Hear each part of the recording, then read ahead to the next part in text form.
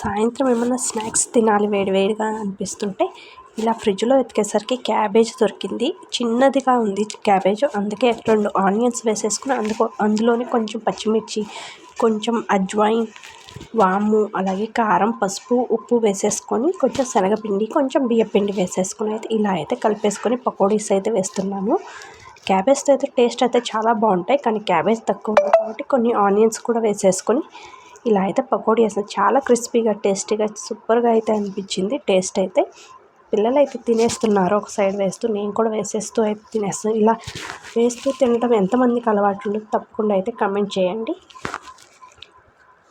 ఇలా గ్యాస్ మీద మనం చేస్తూ ఒక సైడ్ తింటూ ఉంటే టేస్ట్ అయితే చాలా బాగుంటాయి కదా వేడివేడిగా.